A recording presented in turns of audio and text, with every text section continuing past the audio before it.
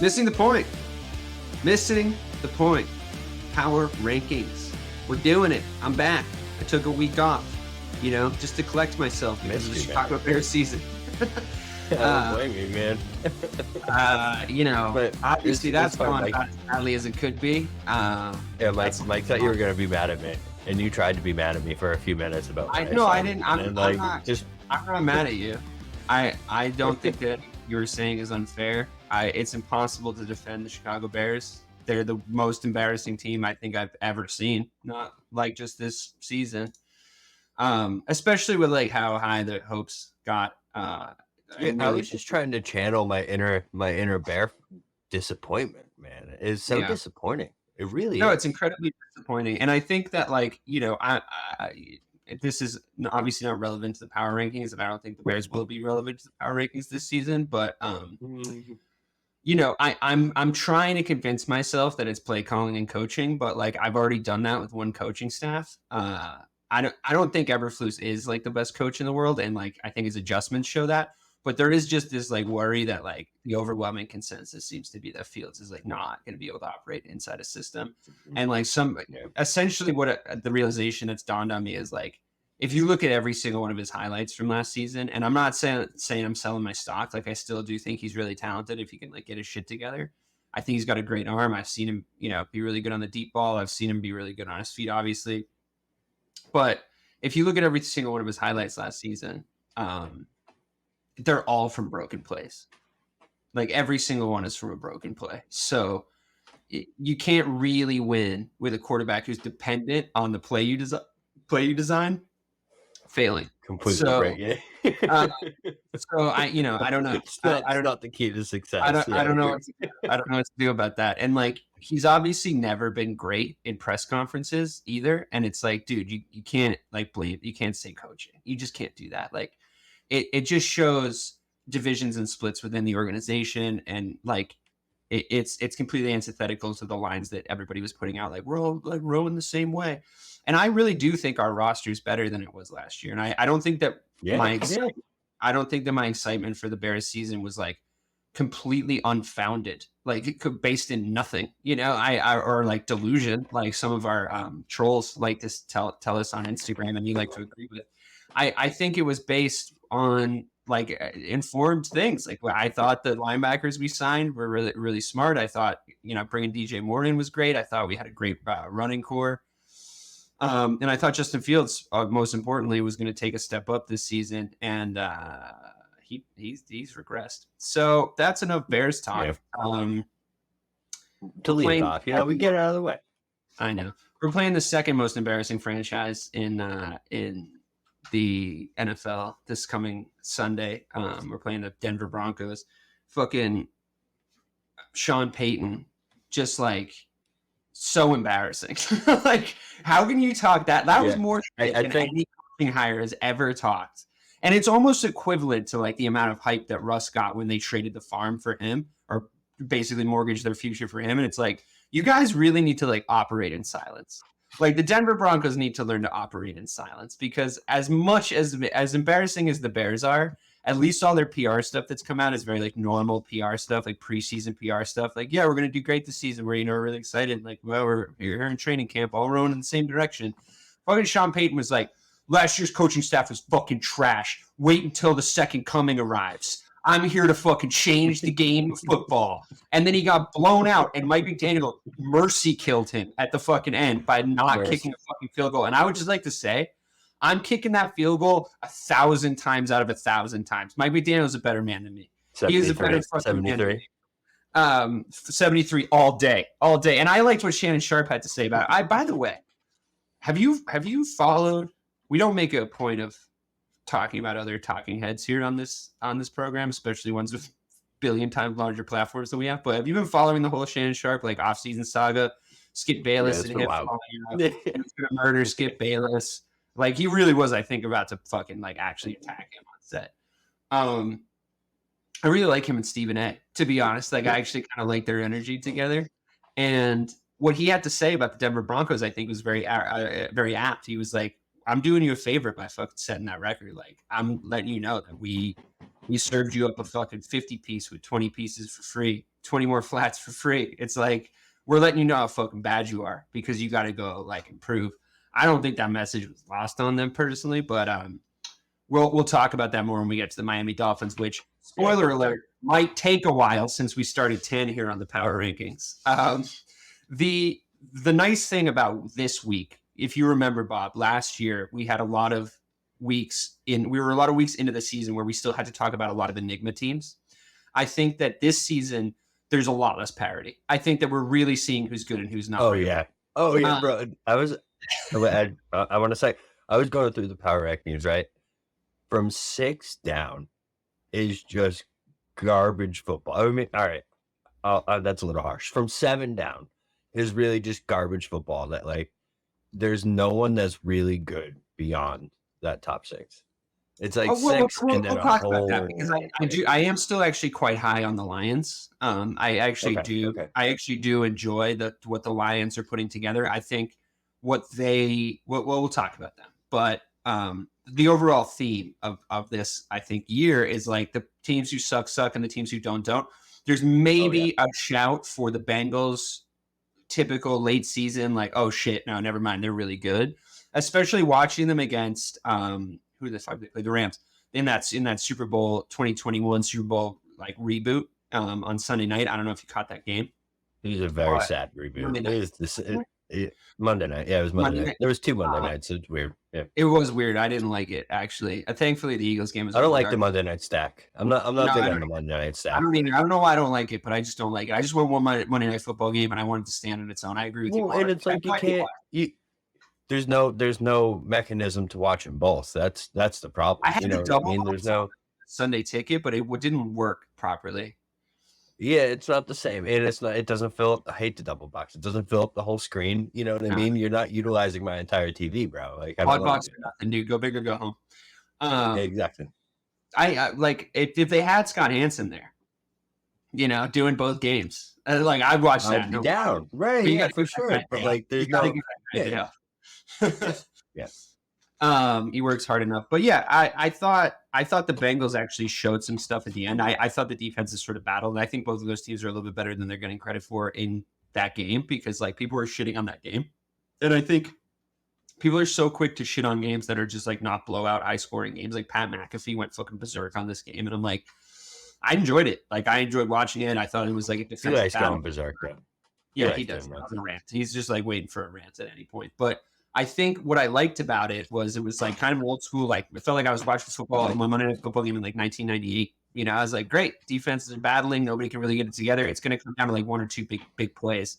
And Jamar Chase makes 1 or 2 big plays, and T. Higgins drops about fucking 9 balls. But Jamar Chase makes 1 or 2. What was up with him, man? That was weird. I don't know. He's just having an off night. I think talking about them is key for this though, because like they should be in this top 10, right? I mean they're still when you think. They haven't. When you think about the better teams in this league, yeah. When you think about the better teams in this league, you definitely think about them. So it's like weird that they're not on this list yet. It makes sense that they're not on the list this week, but I would predict if I was a betman, and I would predict that they are going to make the power rankings again at some point this season. Yeah. And they are notoriously slow starters. I don't know if that has anything to do with like how their training camps get put together or like what. I know that Burrow did not do a ton of reps in the preseason. We're now at the week where like that's not an excuse anymore, right? Like, you now have to be like good. Like, you can take a week, maybe 2 to do that, but once you're in week 3, you got to start throwing the ball properly. Listen, they won the game. I mean, I'm not taking anything away from them, and we know how those 2 teams match up with that defensive line and everything. So I think that they did a good job of winning the game and in prime time nonetheless. But I think that they're not going anywhere. I think writing them off would be absurd. I've heard a few outlets with the sensational take of like the Bengals are done, like they're not the same team anymore, and must be internal problems. No, that's the Buffalo Bills you're thinking of, and I'm just not worried about the Cincinnati Bengals. But yeah, I would call it an honorable mention, Bob, honestly, because like I think it's important to sort of be thereabouts with a few teams that aren't in there. I was surprised also in another honorable mention to not see the Falcons in there, because I am high on my early preseason Falcons prediction, and I'm enjoying this team being good, like legitimately good. Yeah, I'd say they were 11 if I'm being honest. the fact that it got absolutely shut down.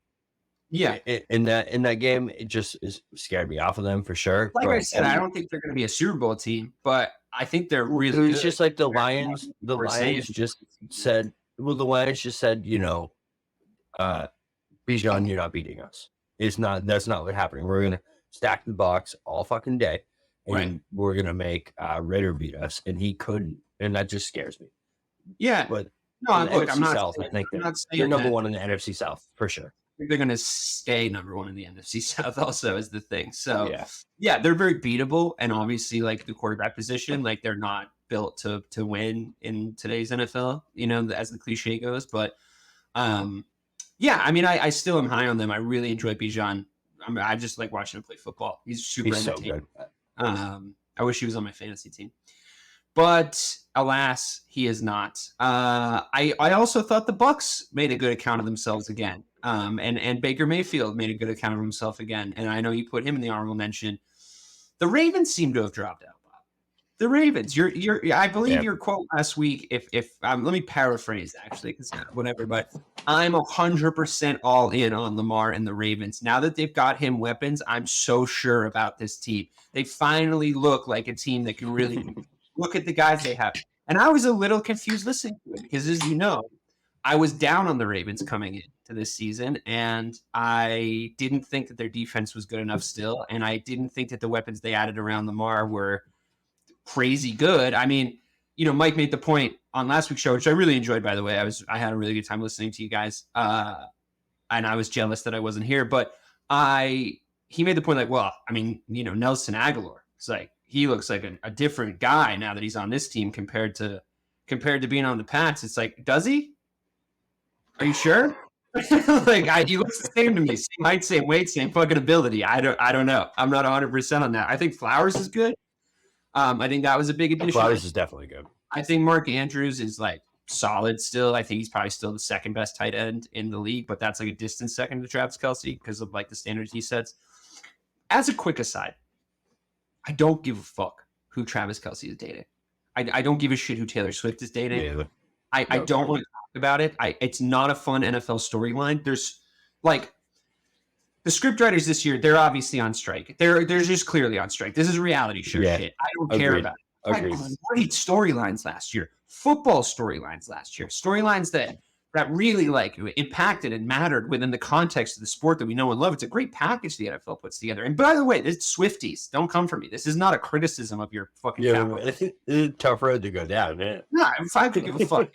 I will criticize her, but not because of this. Actually, maybe this is the route to go down. Because, yeah, right. Yeah, here comes the.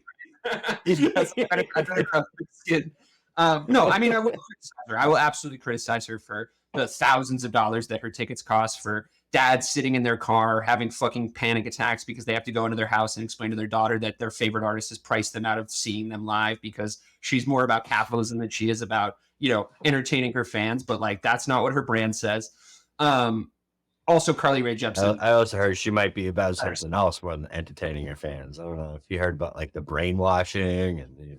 Could be. I would believe it. Listen, I don't trust the rich. It's not Taylor Swift's fault. I don't trust the rich. And it's a whole. It's like if you have $2 million in the bank, I'm not talking about you. I don't trust the rich, the real rich, like the rich, the ones that are having meetings about staying rich and laughing at us from Rich Cunt Island. I'm not sitting here saying it's a Taylor Swift problem. Don't trust the people that fireproof their house 24 hours before massive fires on an island. It's not a good. I'm suspicious of how Ryan Reynolds became a billionaire because I remember that guy being in shitty fucking rom-coms. I'm suspicious. I'm just asking questions, man. But listen, here's the thing. It's not about her. It's not about. She's like, she's very successful. I'm sure she's a nice person. I don't give a fuck who Travis Kelce, the tight end for the Kansas City Chiefs, is dating. I don't give a fuck. I don't give a shit who Taylor Swift's dating. I haven't given a fuck who Taylor Swift was dating before this. I haven't given a shit who she's dating after this. But listen, all good. I'm not trying to be a hater. This is getting you into football. This is helping you and your boyfriend fucking bond because you both became like cliches of the masculine and feminine ideal, and you like Taylor Swift and he likes Travis Kelce. Get after it. The more the merrier. Like, come on in. His jersey sales are up 400%. She's hanging out with his mom. It's adorable. It's so cute. Can't wait to hear the song about their breakup. But like, do we have to talk about it this much? Because I'm done talking about it. Moving on. We're gonna get into the power rankings here because I think there's a lot to talk about with especially the top 6. Like you said, I think the top 6 have a lot of interesting storylines, non-Taylor Swift related, going into this wonderful week 4. The Seattle Seahawks. I'm surprised. Yep. I thought that they were going to be decent, but actually they look like a genuine offensive threat. I think that, we talked about it in the preseason rankings. Like, me and Mike were pretty high on him because of like the Pete Carroll factor. We think he's a good coach. We think that where they are in their going to their stadium is very, very difficult, and it always has been. I think Arrowhead probably has pipped it. I don't think anyone's going to argue with that, but it's hard to go there and win. And I think they're just still sort of there or thereabouts. What made you put them at 10 over the likes of the Falcons, the Saints, other teams that have looked like they might possibly be decent? So that 10 spot actually came down to a few different teams. There was the Ravens, Falcons, and the Seahawks. I picked the Seahawks because Ravens just lost to the Colts, and that kind of eliminated them immediately. And then over the Falcons was just the quarterback. There's more faith in Geno Smith, man. I think they're very similar teams. I think they both can be very flawed at times and look like flawed teams. But when it comes down to it, I just have more faith over Geno and Pete Carroll than I do over Desmond Ridder and Arthur Smith. I like Arthur Smith, but I just don't. We haven't seen a proven. It's not been tested yet, and we saw an entire season out of Geno where he looks like a top 15 quarterback at the very worst. And at times, Desmond Ridder literally looks like the worst quarterback in football. At times, there are times where he looks okay, but at times he looks really bad. So that's what they put the Seahawks in. Plus, they have some good wins under their belt. Beating the Rams is pretty good. Actually, I think they lost the Rams. But I mean, just they have some good wins under their belt, and I just like the way they look at times. Over the rest of the teams, and it kind of seems like one of those things where it was like, okay, we might not talk about the Seahawks much more this year. So why don't we give them that 10 spot? We'll talk about them a little bit, and we'll see if they can stick in. Yeah, I mean, DK's on my fantasy team, and he's actually been doing better than I thought he was going to do this year for where I drafted him. I actually got him kind of low, and he's been putting up some points. I just thought in my head, I was like, I don't think Geno Smith's like the best deep ball quarterback in the world, and I think that's what DK Metcalf thrives on. But no, I think that they've really found a way to sort of retool that offense to Geno's strengths. And I mean, yeah, two games in a row, 37 points. It's nothing to sneeze at, And in the early iteration of the NFL so far, points have kind of been at a premium, and seeing them put up that many points 2 straight weeks, just kind of gave them that next nudge up against the rest of them. Yeah, I think they're very similar to the Patriots, to be honest, who I also think maybe could have skirted around this area. They're really well coached. They have really big flaws in their roster, and they're a tough place to go, and they're like on everybody's calendars, right? So I think they're probably a better team than the Patriots. I think it was the correct choice to put them at number 10, and the Pats struggling with an Aaron Rodgers-less Jets and almost fucking that up is one thing. And I'm sure, there's a whole dedicated Pat show every week, guys. Check that out after you check this out if you haven't already. But obviously that I'm actually on this week's. I'm on this week, so check it out. I'm over there. Because he's previewing the Cowboys playing the Pats, which I think should be a bounce back big game for the Cowboys, and it should be a demolition. But I don't think the Patriots are that bad. Team I knew when Belichick's the coach, obviously. But they haven't quite figured out how to operate around Mac's strengths the way that Carroll's found a way to operate around Geno's strengths. Also, Mac has a lot less weapons, if we're being honest. But what's your opinion on that Patriots team? Just quickly. They seem weird to me. They could potentially take the Dolphins if they. That's things But Mac's just he's not doing it for me, man. I'm a big Mac guy, but I need to see him make a throw. I need to make him myself. I need a wow moment out of that dude. And I haven't had a wow moment out of him in 2 years. You know what I mean? It's been a while since we had a Mac Jones moment. And you can have bad players, you can have a bad personnel, but if you're an elite quarterback, bro, you gotta have one every once in a while. You gotta have Every once in a something while. that makes us be like, oh Highlight. shit, A highlight. this fucking guy, highlight. right? Yeah. Guy. Yeah, anything. Yeah, fair That's enough. my opinion on the Pats. I think they could be good, but Mac Jones needs to step up. He needs to do something, bro. Got to do something. Fair point.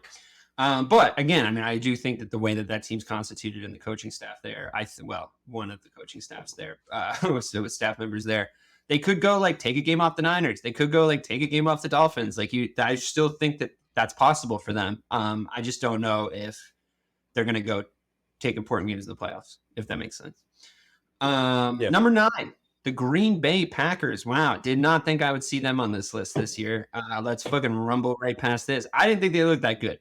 To be honest, I don't see what people are talking about with Love. I think it's a bounce. I think it's an early bounce. I think that there's very, very, very, very, very little tape on him, and I think once that tape starts to emerge, just the layman watching at home, I'm like, oh, they're gonna figure this guy out. Like it's right there. It's right there to get him figured out, and I think the first team to do that is going to take them off this list, and we're not going to see them back again. But talk me out of it. Maybe I'm wrong. I think tomorrow's a big game for them against the Lions, which is another good Thursday night game, by the way. It's just 3 in a row. Yeah, they really proved that they knew the last season was a disaster. So, I mean, you just felt bad for Al Michaels at some point where he was doing like Texans Jaguars in week 8 on a Thursday. Like, bro, this fucking guy, he's got to be hating his life. Yeah. He's just paid. Yeah, no, I just like the fact they beat the Saints and they put up those points on this defense, man. I mean, I think the Saints defense is real. It was 3 weeks in a row. 3 weeks in a row, they had shutouts through 2 of the teams that had shutouts through 2 quarters, and I think they didn't let up more than 20 points, and they still haven't. So the fact they're able to put up 18 points. Yeah, the offense isn't great, but the fact that they're able to put up 18 points in a quarter, in crunch time, just I like the way Jordan Love looks. I really do, man. And I know, like you said, there's not much tape on him, but it takes him nuts to go down and get that 2-point conversion like they did at the end of the game. I think he's confident. I think he's confident. And I don't think then have that drive affect his confidence yet. Yeah, I mean, and then that drive at the end, though. I mean, that's something right there that already, to me, puts Jordan Love above Mac Jones, because Jordan Love just had a moment where he actually drove a fucking team down the field and won the game for them, and that's something that like not many quarterbacks have in them. Like I don't think I'm going to ever see Desmond Ridder leave a 2-minute drive, 84 yards for the win. You know what I mean? Like. There's just certain quarterbacks that can do that, and he proved that he's one of those. That to me just takes his team and puts him up a whole nother level. Yeah, is Jared Goff one of those guys? Have I been like drastically underrating him? Now moving on to the number 8. Might be. Is he better than I thought? Is that am I realizing that now? Is he better than I thought, or does he just have really good weapons and a really good offensive scheme? I think, but like, I think there's something to be said to be able to be as consistent as he is with those weapons. You know what I mean? Like, even the Rams team back in the day, like he was really good on that team that went to the Super Bowl. So I think if you put him in the right situations, he can be very, very good. And it's like, he's not going to be that guy that's going to elevate you like a Pat Mahomes or like a Josh Allen or like, right. But like, I think if you put him in the right situation, he's definitely a dude that can be, I can't even think of the type of guy. Like, I don't even know. Like a Donovan McNabb. No, that's not even right. Like a Tony Romo. Like Tony Romo. Like that tier where he can get you there if you put the right pieces around him. He's not going to good exactly. Example? Yeah. Okay. Yeah, exactly. Where it's like he's got the talent and the ability if you put the pieces around him. He's got a cannon too. He's got a fucking cannon. Yeah. I mean, I like his arm a lot. And the thing is I think I hated him in relation to the Rams. I think he got some stink on him down there, and like the way that they were putting that team together before they did the big trade for Stafford. I think he got some stink on him there, and I think that I sort of associated him with that trade. And also he plays for the Lions, who everyone's got their least disliked division rival, right? And the Lions are definitely mine because they've never done anything to hurt my feelings. And since they're gearing up, It seems like they're gearing up to do shit to hurt my feelings. It seems like we're coming down the pipe on that. But obviously, the Packers number one, most fucking hated. I mean, if you can't tell by the 2.5 minutes I spent on the number 9 of the power rankings, You're like, wait, fucking Packers? like, yeah, I don't think he's the guy. You think he's the guy? Cool. Moving on. So listen, I mean, I don't want the Lions to be good, but I actually, strangely, and I don't know if this has ever happened to you, and you're like, where you're looking at one of your division rivals, and you're like, I like their roster. I like their roster. I like how they played football. Like, it's just, I'm in basketball, you can be a sports atheist, in like much more agreeably a sports atheist, where you can like look at other players and other teams. It's like an open relationship, basketball more so than a monogamous one, right? Where you can like look around and you can be like, I like the way that dude plays basketball, man. I like his handles. I like this. I like that. In football, you got to be really careful about that. You got to be really like, fuck that other team. This is my shit. I only like this team. You got to be much more diehard about it. So I am skirting the line here, saying that I actually do like the Lions roster as it's currently constituted. Especially though, and this is my little bugbear about it, because they're not quite good enough. Like, you can tell that they're not quite there. Like, they have holes. I think they have definite defensive issues still, in a way that I think they're going to get opened up in a big way against a big team. It could happen tomorrow, with how the Packers are playing. Like you said, if your world is true, if your reality is true, it could happen tomorrow, Thursday night, for the Thursday night football game against the Packers and the Lions. But I enjoy Amon-Ra St. Brown a lot. I really enjoy their running backs. I am actually growing to enjoy Jared Goff as a QB. And Dan Campbell is just the best. I like their coach. I was just gonna say I like their coach too. So, and as much as he was kind of corny coming in, and the stuff he was saying about establishing culture coming in, I think he's kind of growing on me, and I think he's kind of got it. He might be this year's Brian Dable. Because we're not going to be talking about Brian Dable as much as I know you have a massive fucking hard on for Brian Dable. So we're not going to be talking about him that much this year, I don't think. So you could use him as your Brian Dable up this year. I mean, he did perform miracles with that fucking roster last season. I'll give him credit for that, Dable. I mean, but that team sucks. So definitively they're bad. Like, definitively. Like, it happened so fast. It was like we got 3 or 4 teams, and the Bears included, where it was like, oh, you're bad. We're done. We're forgetting about you. I mean, the fact that we have to watch the Bears and the fucking Broncos it's a real encouragement to the idea that I feel like that's like a story that I don't think I've ever seen a game with 2 teams that have such low. We're so demoralized the week. Yeah. You know what I mean? Just that game again 0-0. It could be a fucking soccer school. Honestly, I saw like a meme thing that was like, "What happens if we tie?" And the NFL was like, "We'll kill you both." You're both dead. We're killing our I would move that franchise out of Chicago at this point and start over. The Chicago fucking Sea Turtles, like, start a new one, because the Bears are done. Like, move them out, because I can't. I really just can't. Because the one thing I've been holding on to is like, it's been 2 weeks, guys. It's been 3 weeks, guys. If we go and draw to the fucking Denver Broncos, you're gonna have to replace me on this show. I can't talk about football anymore if that happens. Cut 2, and it's a tie.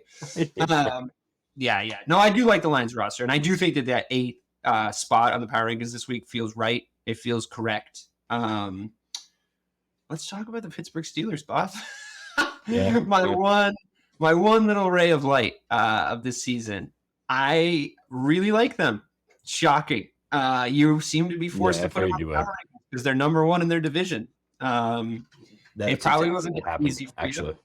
It probably wasn't an easy thing for you to do. But this week, I thought, first of all, they beat a Browns team who looked better this week. So it's like when you go to a college and then they make your college nice after you leave. It's like your degree gets a little nicer than when you. That's what they did to us, bro. That's what they did. Yeah, no shit. No shit. That's happened to me. So that's how I know.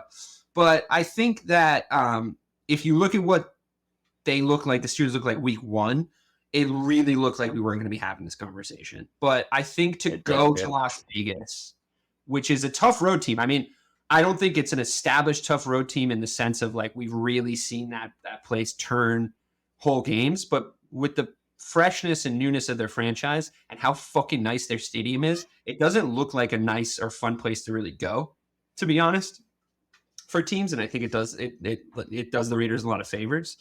But I really thought that they looked good. I thought Kenny Pickett looked good. He was going through his progressions. I thought he looked really solid. I thought the offense was going to get retooled, and it did. It looked like they were just really slow out at the blocks in that first week. Really, really slow at the blocks. And I don't think the panic button after week 1 was as necessary as it was. They're always going to be decent, Bob. Like, they're always going to be decent. And here's why. Say what you will about Mike Tomlin. That dude is a damn fine football coach. I would take him in my fucking franchise in one heartbeat. He's a defensive guy. Came up as a defensive backs coach. You know, he was on that Tampa Bay team in that blowout Super Bowl. Remember that? I forget what year that was. 2000. Yeah, I do. 2002. 2000. I think it's 2000. 2000. No, 2000 was Ravens, Titans. I think it was 02. Oh, you're right. You're right. Maybe, or the 02-03 season. But he was on that. He was the defensive backs coach on that team. And he is a defensive guy. He came up doing defenses, and he's built some decent defenses over there in Pittsburgh. But really, like, I think the mark of his tenure there has been this running joke we have of like insane skill players coming out of the fucking 6th round for the Pittsburgh Steelers, and it's still going on. I mean, there's guys coming out of nowhere I've never heard of, it randomly week to week for them, and I think that's just the sign of a good coaching staff or a well-run franchise. And I just think, yeah, like, you can say like today was a bad day for them because, you know, they were in the news today because for some reason Ben Roethlisberger and fucking Jerome Bettis wanted to like chime in about like the Patriots and how the Patriots back in the day. Yeah. It's like, dude, first of all, whether you're right or wrong, it doesn't help your franchise right now, and you sound like fucking sore losers. So just shut the fuck up. Sometimes I think this shit like this is like pure sign of the Matrix because they're just running out of storylines, and it's like, bro, they just have to keep like, go ask Jerome Bettis over again. Just like somebody at ESPN was like, let's go ask Jerome Bettis. Bro, just Jerome Bettis, guys. Yeah. Somebody called him up and was like, how often do you think about the Roman Empire? He was like, let me tell you about the Patriots and how they fucking cheated us. They stole our stuff. And then like he goes on to describe, like, because he's just obviously been thinking about this for years. He's going on to describe good coaching. He's like, well, then, you know, I was doing this hand signal that meant, or the offensive coordinator was doing this hand signal that meant a counter run, and we were on 4th and 1, and then they called a timeout and made the nose tackle come and get a note. So they must have read the signal. It's like, that's good coaching, bro. It's not illegal to fucking read signals. Like, if they were taping your practices and stealing them, whatever. But we've been through that already. At the end of the day, like, you got beat. But here's the thing. It's over, bro. It's over. Right. Then there's this other side of the argument. But then there's this other side of the argument, which fucking Patriots fans love to do, where they're like, we fucking own you. And it's like, yeah, well, I mean, you're doing that thing that Lakers fans do, where you're just like naming a very specific period because your consciousness existed during it, and you're making that count for more. And unfortunately, because like all of human existence like counts equally, like that's just not how it works. But that's fine. They did this thing today that annoyed me then too, because it was like, obviously I like the Pittsburgh Steelers because of my wife, and they're an AFC team, so I have no problem being on the bandwagon. But somebody came out today, he's like, whatever, Rodney Harrison was better than Troy Polamalu. And I'm like, don't say sentences like that, because it makes you sound like you've never watched either of those players play football, because that is categorically incorrect. That is objectively incorrect. Yeah, like, you are not true about that.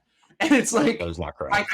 I can't listen to shit like sensational fucking internet takes like that, because like, you never saw Rodney Harrison. Yeah, Rodney Harrison never jumped 7 feet over an entire defensive line to block. I'm sorry. Troy Polamalu was one of the greatest, most entertaining fucking football players I've ever seen. And like, I don't mean to sound like he was a great spokesperson for Head and Shoulders too. Unbelievable spokesperson for Head and Shoulders. He was just the guy, dude. Like, I loved that guy. You couldn't take your eyes off him when you watched the Steelers game during that era. You could not take your eyes off him. Flowing out of that helmet, bro. Don't. The guy like invented a new way to fucking edge rush in that era. Like, get the fuck out of here. And he'll be able to show edge rushing and then be in the secondary to intercept your ball. Like, nobody ran backwards faster than that man. I'm not doing this. I'm just not doing it. Ronnie Harris is a great player in a system. He was not Troy Polamalu. Sorry.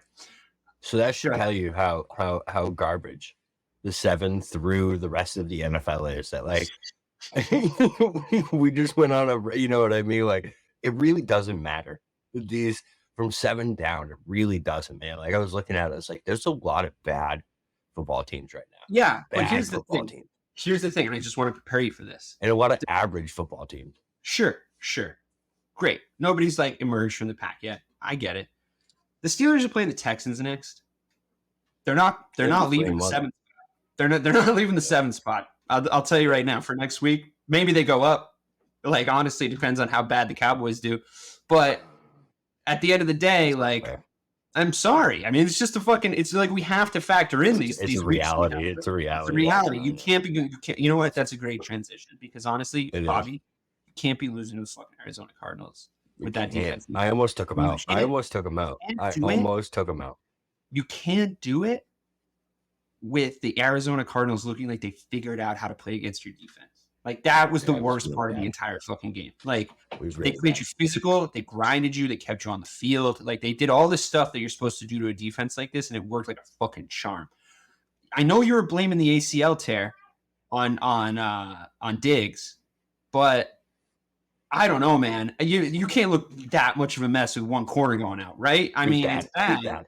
And I could see that argument, honestly, if you had gone and played Buffalo, and it's like, well, you know, we didn't have anybody to put on their wide receiver one, but it's like James Conner was lighting you up, bro. Like that wasn't Trayvon Diggs being missing, you know, like James Conner was running all over you. It was like a fucking 2017. Like, what is this? They just didn't show up, man. I mean, it was clear from you saw it in the group chat, man. It was. Well, you needed your options 9-0. And that's it was 9-0 and that. Yeah, it was 9-0. And I was like, we're in trouble. You're like, calm down. I'm like, bro, I've seen this script before. Not this early though. And it's not. Yeah, it's not this early. But like, I was gonna say that might be a good thing. But like, every single year there is that game that you just point at and you're like, this is the game that you knew that it was the same Cowboys team every single year. It was, like I said, the Broncos game 2 years ago, the Jaguars game last year. I don't believe that. I don't believe that. I don't believe that's what happened. I really don't. I don't. You think it was just a 1 week, a 1 week flop? I think that if you believe that's what's happening and they believe that's what's happening, then that's what's happening. But I also believe that I saw a generationally good defense across the first 2 weeks. And I know what I'm looking at. I've been watching football long enough to know what I'm looking at. That can't have just disappeared.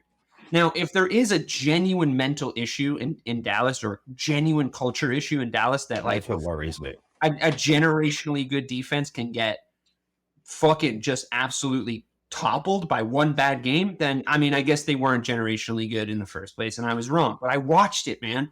I watched them come through on like time and time again and show the world last season and this season that they're the most talented defense in the NFL up against another good, generationally good defense in the San Francisco 49ers. Like we have two of the best defenses we've had in the last decade operating at the same time right now, which is fantastic for defensive lovers like myself.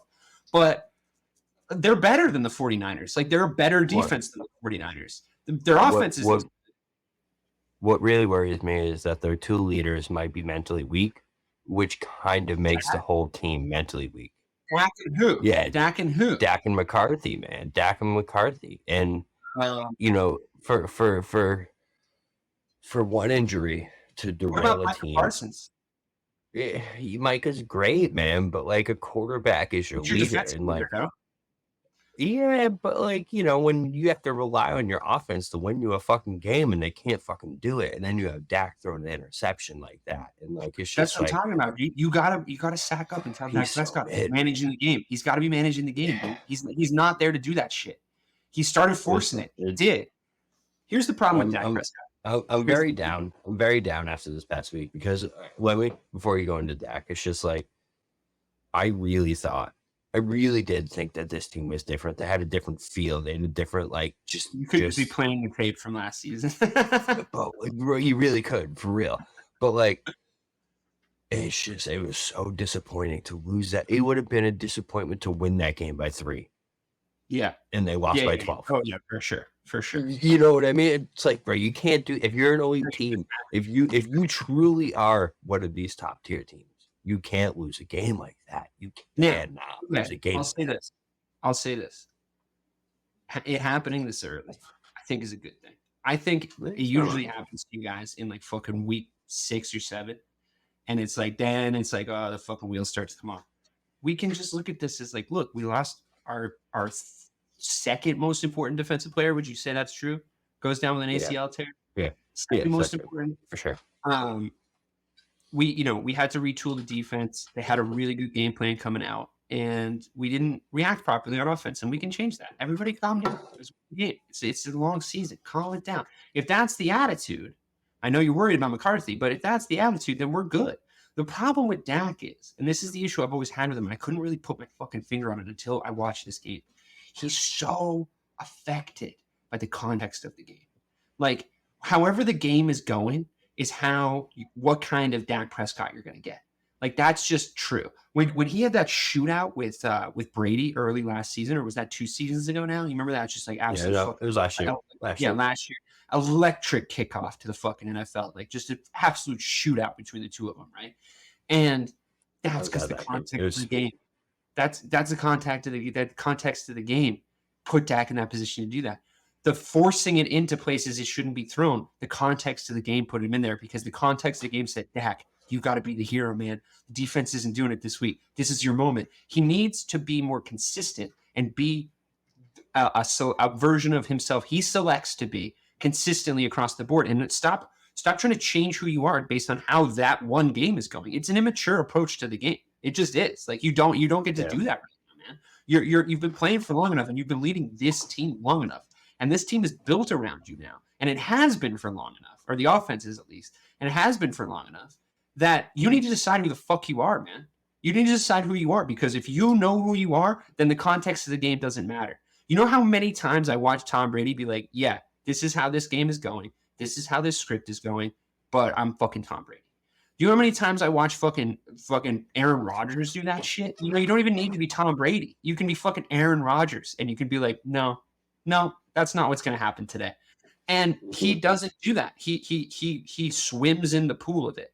You know, he needs to be a lifeguard, and instead he's like a drowning fucking civilian on the beach. And it's like, dude, you got to cast yourself in the role of leader, and then you got to fulfill that.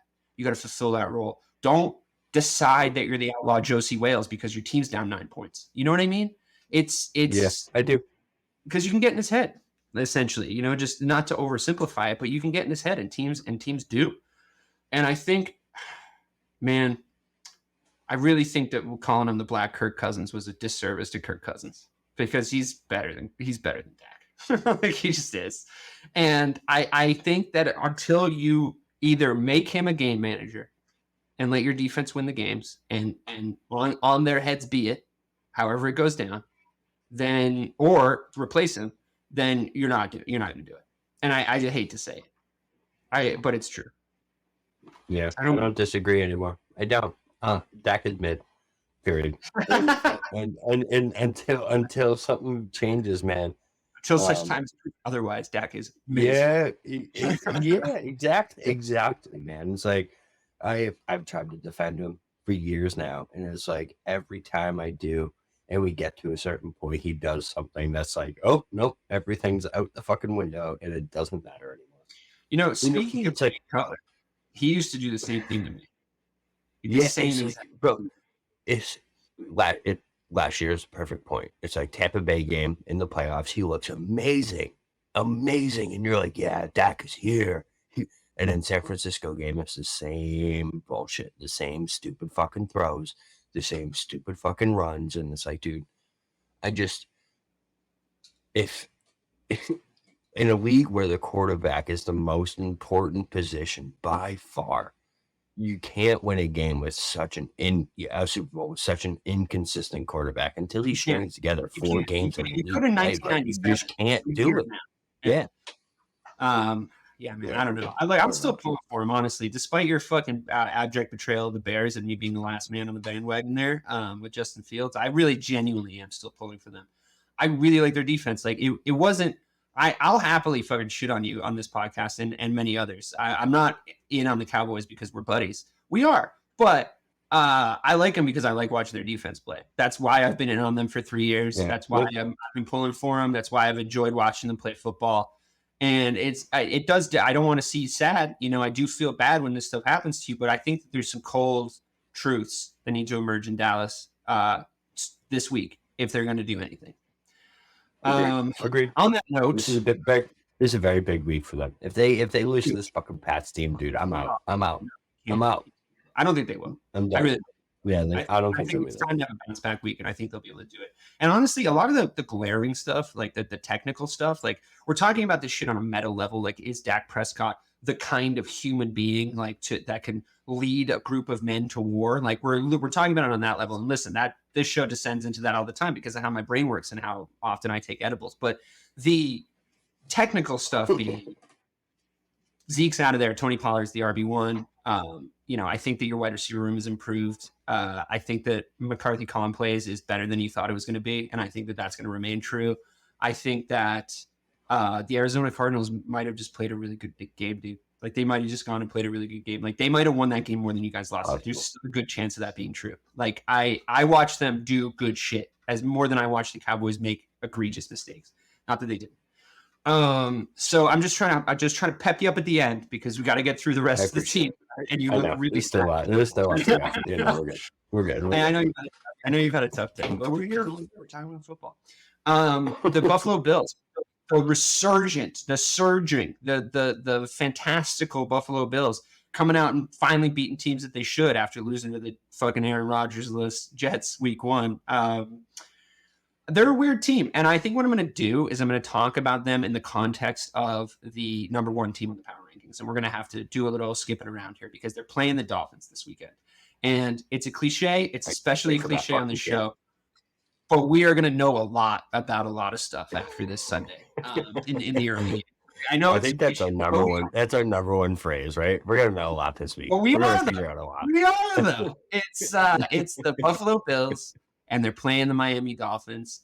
The Miami Dolphins look, I mean, quite honestly, they look like the best offense we've seen in 3 or 4 decades. To be honest, they look so fucking good. That's what they look like, and I don't know if anyone expected that, but here we are. I was more concerned about Tua's brain health going into this year. I thought you and Mike made a really good point last week about, like, if you release the ball quickly, then you keep your quarterback safe. And, like, they are so fast. Like, they are just the fastest kids. They're just the fastest team I've ever They're the fastest team I've ever seen in my life. Like, It's so fun to watch. It was fun as fuck to watch them put a beat down on Denver like that, especially with, like, Sean Payton and the shit he talked and how weird a guy Russ is and just, like, all the stuff that's been happening in Denver and all the shit they've been saying. And I don't even hate the Denver Broncos, to be honest with you. I find them nothing. I nothing them, like, as a franchise. I don't know how you feel about them, but you might be a little closer to them because of what, like, went down with the Cowboys and them in the 90s. But I think I don't think about them all that much. But they did open their mouths a lot, and they got to beat down putting them in. I love Mike McDaniel, and we talk about this every week. Like, I love Mike McDaniel so much, and I like him and Tua. I like Tua. I think I'll be pulling for the Dolphins in this Bills Dolphins game this Sunday, which is really weird because they're the front runners, and I usually don't do that with neutral teams. But, like, man, they're fun to watch. Is it going to be a shootout? What are we looking for to know about the Bills, our fifth place power ranked team? What do we need to see from them? And I think it's defensive, isn't it? Like, can they slow down the Dolphins? Because then if they can, I mean, in the context of the AFC and their division specifically. Which, damn, that division's fucking loaded, huh? Just with those 2 teams in it. Like, holy shit. But what do you think? Like, what do we need to see from the Bills? And, like, what's going to convince you that the Bills are not the week 1 Bills, but they're, in fact, the week 3 Bills? Yeah, I just feel like that Jets game is going to be that game that, like, we look back on. Like, Simmons says this all the time. Like, that week 1 game where you're like, what the fuck happened there? Yeah, that's going to be that game. Because the Jets aren't going to win more than 3-4 games this year if they continue at this rate. And the Bills, in my opinion, are the team we saw the last 2 weeks. I mean, they put a beat down on the fucking Raiders. They put a beat down last week on the Commanders. But, like, they didn't just beat these teams, bro. They beat them into the fucking ground. What was it? It was 38-10 and then 37-3. Like, they beat these fucking teams into the ground, and the Commanders were riding high. They were at home. It was like, you know, the stadium was finally full. Like, I actually put money on the Commanders this week because I was like, wow, they're going to cover the spread. They definitely are. They're going to keep it close because, yeah, it turned out to be really fucking dumb, actually. But, you know, it's just, it's all Josh Allen in that running game. Listen, if James Cook is really real, and we've said this for years, man, since we started doing this show, that you can't have a running game with your quarterback as your best runner. You just can't do it, man. And until that changed, I thought there was too much on Josh Allen's shoulders. He was trying to do too much. Finally, they have a running game. And Cook's two weeks in a row, 19 for over 100 or 20 for over 100. If that continues, I think the Bills are going to be really tough to beat, man. I really do. And I like we said, we say it all the fucking time. But we're going to know a lot this week. If the Bills go in and beat Miami, man, that's a real team, because Miami's looked like world beaters so far. They've obviously, that offense looks unbelievable. So if the Bills can figure out a way to go in there and beat them this week, they're obviously going to be moving up this list pretty high. Yeah, but yeah, I mean, we'll see what happens. If the other Josh Allen emerges, then they'll fall down the other way. So I think with them, the story so far is I think they have the biggest ceiling to floor ratio in the league right now. Boom or bust. You know what I mean? Yeah. They're definitely a ceiling 14 for sure. Yeah, I agree totally. I think Josh Allen is the determining factor. I was really worried by their running game again.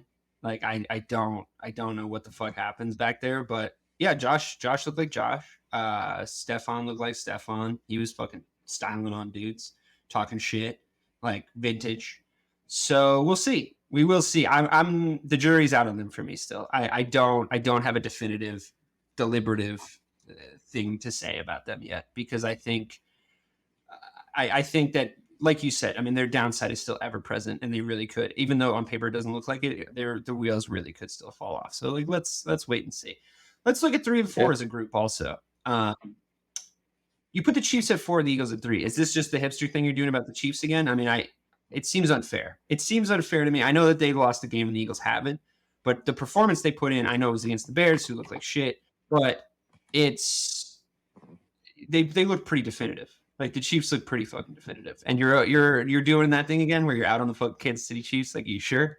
I'm not out on them. It's just the Eagles didn't. I already had them below the Eagles, and it's the same thing as last year, where it's like the Eagles didn't do anything to make me drop them. And I don't mean to offend you with this, but beating the Bears isn't enough to jump them above the Eagles. I'm sorry. Is beating the Eagles enough to jump them above the Eagles? Because they're still last year, Listen, they still had a tough game against the Jaguars. What is it about? The Jaguars just fucking lost to the fucking Jaguars, just the Texans, and they barely beat the Jags. So it's like, it's just I don't think there's much difference. If you were to make me, I think you could take these top 4 teams, as long as that number 1 team's quarterback stays healthy, jumble them in a jar in any order. Would all their quarterbacks stay healthy?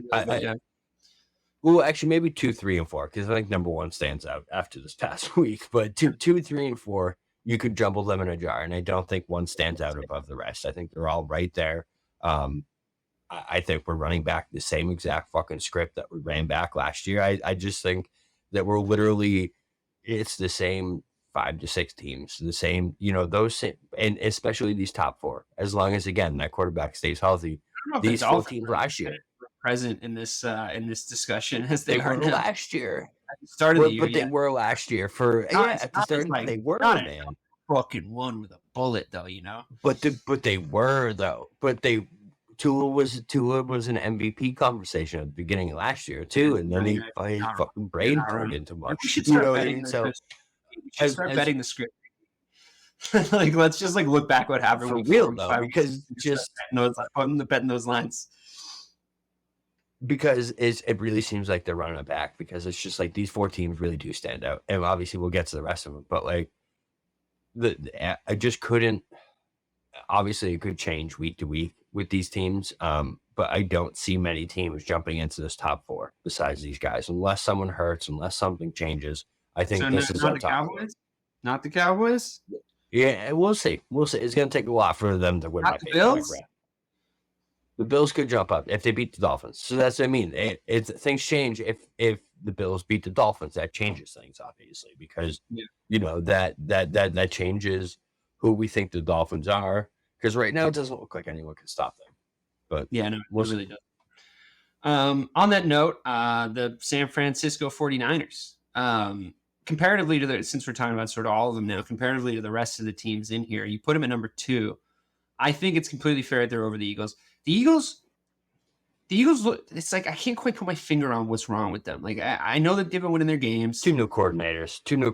That's what You think that's what it is? Yeah. I also think that the chances of DeAndre Swift making it 18 games, 17 games with it's slim. It's slim. Pretty slim. And it's like he looked so good for them that I think it's going to be impossible to resist the temptation of starting to use him more and rely on him more. Is he better than Miles Sanders? I think he is, right? Yeah, he is. Yeah. I mean, the way he runs, especially in that offense and the way that offensive line like gives him space, like it's a match made in heaven. It's pretty close to McCaffrey and the 49ers to me. It's like what you were saying when McCaffrey got traded to the Niners. It's like he just looks right in that jersey. He just looks correct in that jersey right now. Yeah, and it does look right, but I would just be really, really worried about his health. I also don't to be honest, with the exception of the 49ers, I'm taking the Dolphins QB at over Hurts. I'm taking Patrick Mahomes. I'm taking Josh Allen. I'm not taking Dak Prescott, and I'm probably not. Eagles 49ers are like I'm always been a little bit more down on Hurts maybe than everybody else. Like, is that unfair, you think? No. And I think being up on Purdy is smart, to be honest. I really like Brock Purdy. Really good. I think he does. He looks the part, man. And I know it's a system. Type of guy. It's like, but it's like exactly what you were saying with Dak, where it's like Brock Purdy is Brock Purdy, and he's always going to be that guy, no matter what situation he gets put in, no matter what happens. That's the quarterback he is, and that's what I love about him. And I think coming into the season, if it weren't for 70 points, the 49ers would be the number 1 team on this list. You know what I mean? If it weren't for what we just saw the Dolphins do, the 49ers are the best overall football team in this league, talent-wise, weapons-wise, coaching-wise, just, all around. I think they're the best team. But what we just saw the Dolphins do put them ahead of them. But with Brock Purdy solidifying the only question mark I had on this team coming into the season, literally the only question mark, they're going to be tough to beat. They really are, man. And I as much as it pains me to say it, you know what I mean, with them being like our biggest rival right now, I love the 49ers this year. I love watching them. You know what I mean? It's like the same thing with the Eagles last year, where it like pained me how much I enjoyed watching them play football. Yeah, I mean, I was just saying, it pains me how much I enjoy watching the 49ers. Yeah. I was just saying this about the Lions, and I have even less of a reason to enjoy watching them than you have to watch the 49ers. The 49ers are objectively fucking fun to watch. Like, objectively. They really are.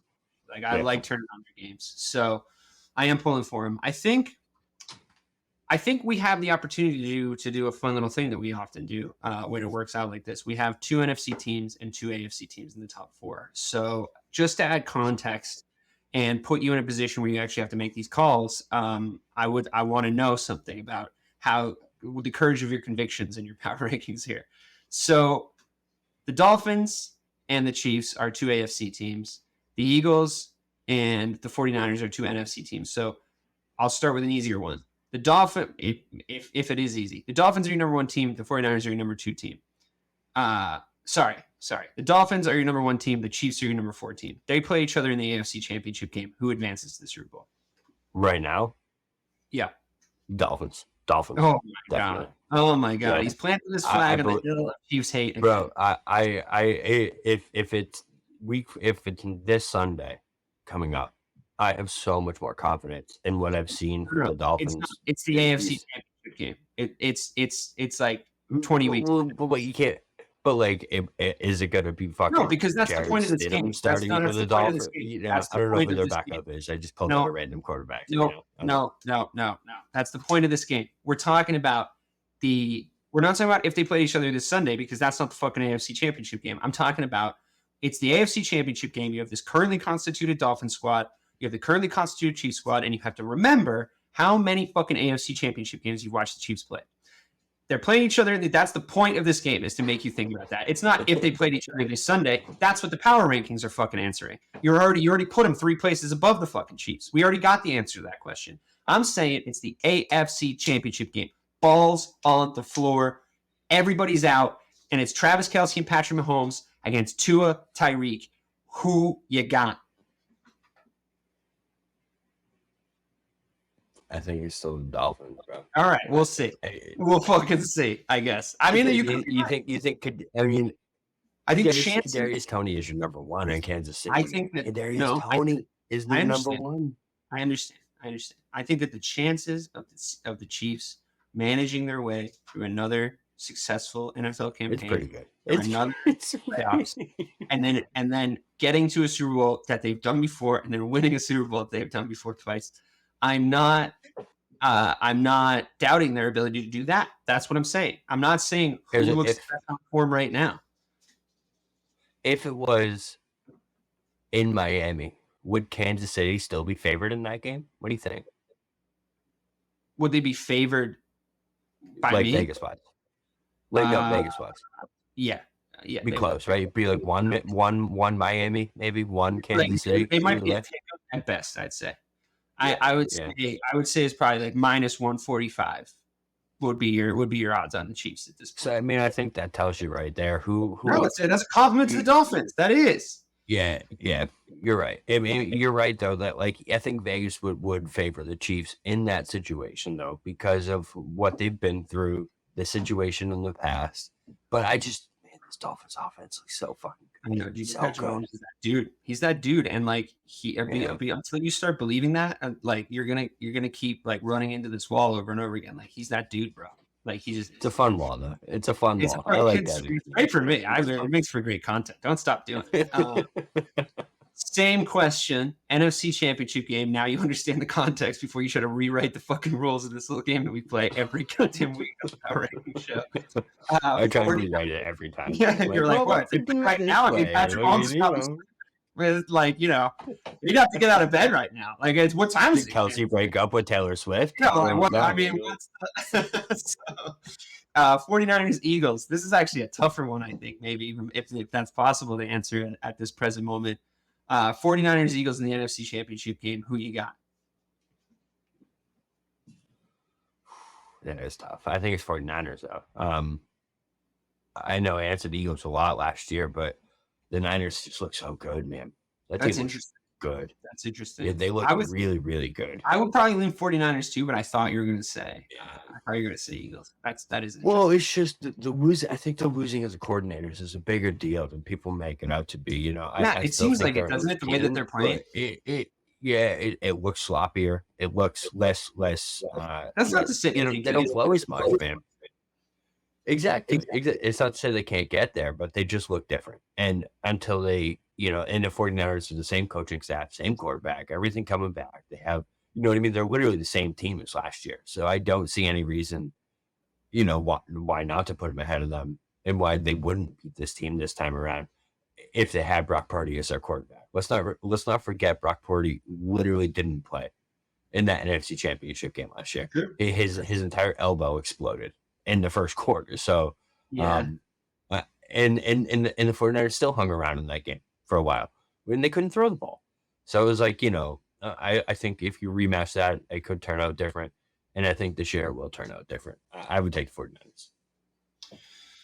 All very interesting. The storylines of actual NFL football are developing. They are sort of coming down the pipe.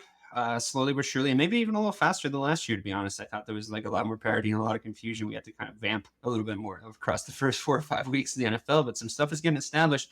Travis Kelce's dating a pop star, and the rest of us just look on in contempt of their wealth.